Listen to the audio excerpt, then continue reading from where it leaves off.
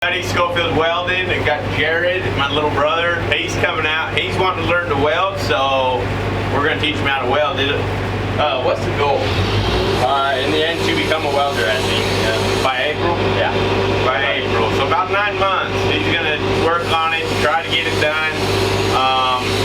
It's all about just getting it done, working and practicing every day. But today is his first day ever welder helping. So we're going to record it, kind of show you guys kind of a couple things that we teach right off the bat. Safety wise, grinding beads, hitting starts and stops, things like that. And hopefully when you guys get out here, it's going to help you too. So let's get started. We got to finish this weld right here. I got 2 more I got to kind of pull and get the welds to pull just a little, and then we should be good. So we're going to get this thing welded together.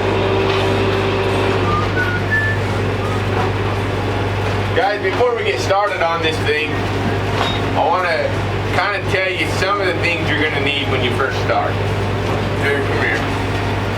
Okay, one of the things you're going to need for sure is a hard hat.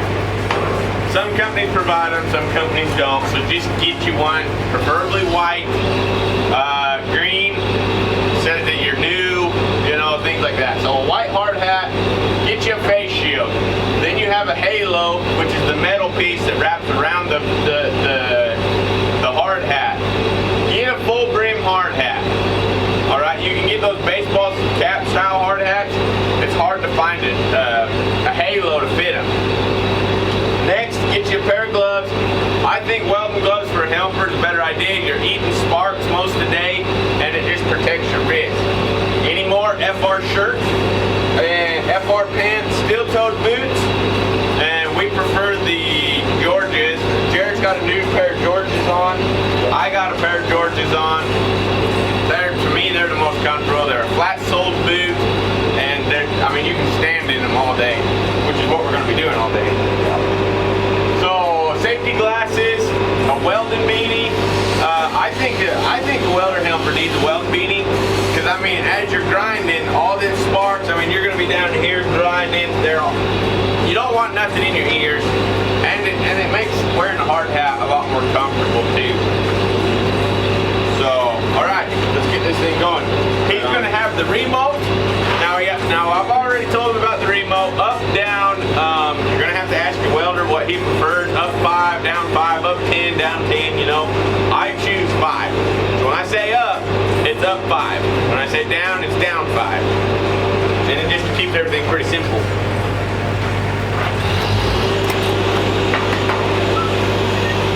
All right, Jared, what are we on? We're on 60.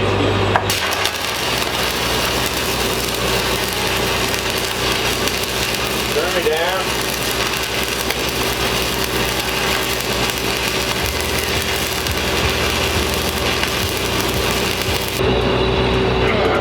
Alright, now one of the things is a welder helper that is going to make your life just a little easier is when your welder says up or down, just repeat it. So if I say up, he just up, you know, that's all I need to know, because sometimes there's a miscommunication, and if I say up and he says down, then I can hurry and correct it before hopefully I can catch it before he drops the remote, you know, and then we're grinding something out or fixing something, you know.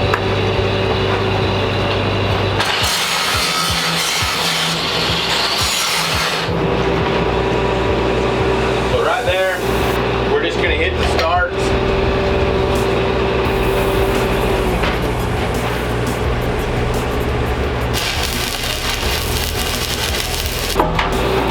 Right here, Jared's going to get on the buffer.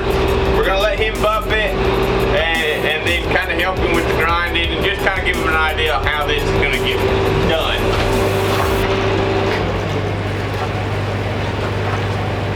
So should I go sideways or flat? No, go flat, but always use it right-handed. So, yep, left hand on the trigger. Always use your stuff left-handed, because that wheel's spinning a certain way, and if you go the opposite direction, and especially with the grinding disc, you got to be ultra careful, because as it comes down, it's going to want to kick back, where this is going to want to pull it away from you. All right, go ahead.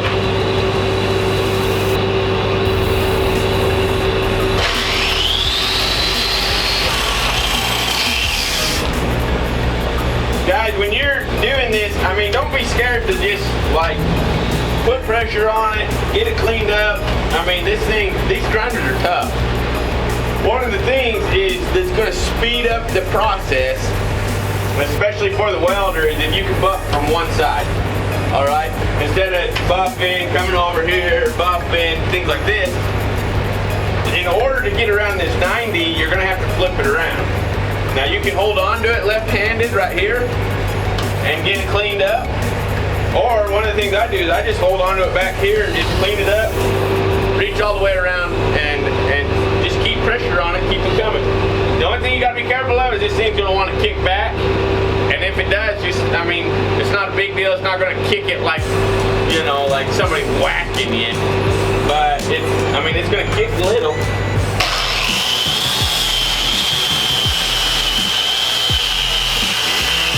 We got to grind the start of this.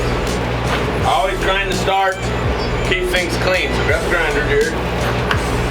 Now one of the things you guys are going to notice is, especially if you've never ran a grinder like this, grab it by the head, because this wheel's going to want to vibrate just a little. Now when you do it, rest your hand on the pipe. So rest your hand on the pipe, and that's going to keep you from jumping out of that bevel. So go ahead. Just drop it in there? Yep, drop it in and go side to side. And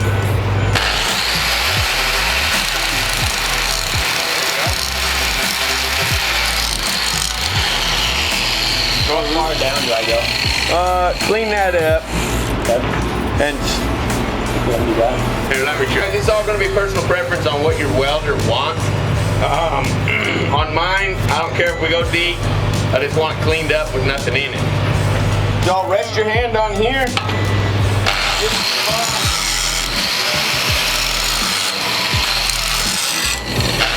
Hey guys, a lot of places that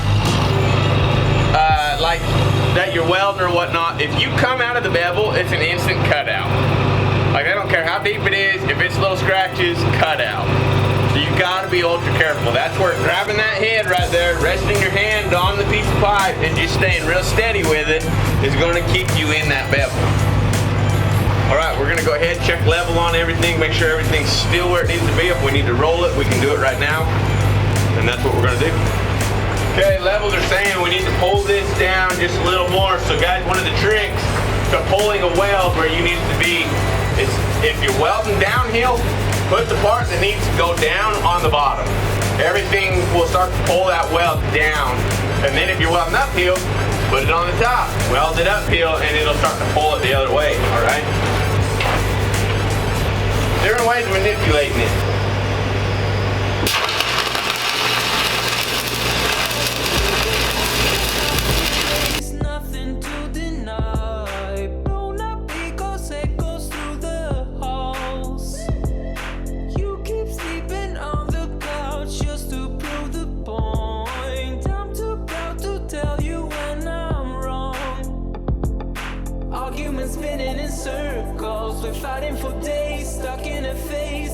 Hey, same thing. I'll let Jared do it this time. Gotta practice.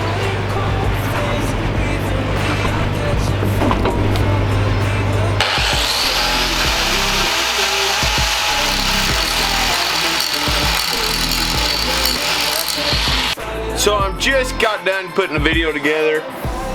Jared's first day helping. We're gonna have to break it up into a bunch of little sections. Probably like, we'll probably get about 3 videos out of it, because the first day I taught him how to ground pipe, how to hand cut, threadlet holes in, and how to bevel pipe. All learning curves for a new helper, all right? It's all gonna take time. On this video, it took us like 20 minutes to make one 2-inch weld. That does not happen. But you have to teach your helpers what you want, what you expect, things to look for, and that's just part of teaching you guys. This is really, if you've ever trained a dog, all right, it takes time to teach him how to sit. It takes time to teach him how to come. It takes time to teach him that eventually, a year down the road, this dog's going to be running blinds, he's going to be out there taking tees and handles, and you're going to be able to point him where you want him. But you have to be patient. If you freak out on a dog, you will ruin him. I've trained over 60 dogs in my life, since the time I was 10 to now, and the 2 dogs I got right now are amazing. It has taken me that many dogs that I have ruined, and I mean, I'm not gonna lie to you, I have ruined a lot of dogs, but it's been learning curves. I get impatient and I'll freak out on one. They don't know what you want. It's the same as a helper, all right? It's their first day out on the job. It's their first week on a job. I mean, I usually give a helper about a week to figure it out, all right? A week is plenty of time. It's very repetitive. Welding is not very different every day. You might go to different areas, but it is the same process every day from the beginning of the day to the end of the day. It's damn near the same process. So it's not a hard thing to pick up. But you do need to be patient. I've worked with welders when I was a helper that were not patient, that were very much just, I mean, crawl down your throat for any little flipping thing, and I drug up on them. That's where I learned to drag up. I was like, you know what, I'm out. I don't want to deal with you. And I hated welders. I hated them. Did not want to be a welder because of them. I have watched welders ruin helpers so bad that they have dropped welding. I mean, like, they went to school to go be welders, and they have dropped it. They're like, don't even want nothing to do with it no more. I'm out. Screw you guys. I'm gonna go figure something else out. You guys have got, especially if you guys are welders and you're watching this, freaking get over your ego side of it. All these guys are like, man, helpers aren't supposed to talk to welders. Helpers aren't supposed to, you know, they're to be seen, not heard. You are a child. Quit freaking treating people like that. He's trying to learn from you, and he probably idolizes you for being the welder, and he wants to learn from you. So be a freaking man and teach him how to weld. Teach him what you want him to do, and he will freaking be loyal to you forever. Too many people get into the habit of treating somebody bad, and down the road, when it comes time for a job, and their helper that they were a part of, I would never say that you broke him out, because if you're a prick and he left you to go help somebody else, you had nothing to do with his ability to weld, all right? But when you are out of a job and you call him and you say, hey man, you know where there's some work, he's going to tell you that he would rather see you starve to death than ever help you. Alright? Keep it in mind. That is a potential job down the road. Every helper I help break out onto a line, out onto a fabrication job, or just get them a better flipping helping job is another potential job for me. Alright? They are going to meet their own contacts. They're going to have 1,000 new welders that I don't know. Okay? They're going to have a whole new network of people. I should draw this up. But they are going to have a whole new network of people. And if you treat him bad, you can count yourself out of 1,000 different numbers, alright? Be freaking patient. Learn patience. If you are not a patient person, help yourself and do not bring on another helper. It is better for you to treat somebody good than to treat them bad because you feel like you need to and lose out on all that network of people, alright? We're here to freaking stay busy and keep working, not to freaking tear people down and crush anything that they're doing. Alright? Treat a helper like a human being and he will be loyal to you forever, and you have potential jobs. So everybody be blessed. Like, subscribe, comment. I hope that makes sense. I'm very passionate about my helpers. I love my helpers. I have loved every single one of my helpers. Alright? I teach them the way I want them to learn. And then down the road, they are broke out, they are welding, and they are potential jobs for me because I help them get where they need to be. So everybody be blessed. We'll talk to you later. Have a great rest of your day. And hopefully you guys learn something from this, something that maybe you are going to be needing when you break out. So anyways, we'll talk to you guys later. See ya.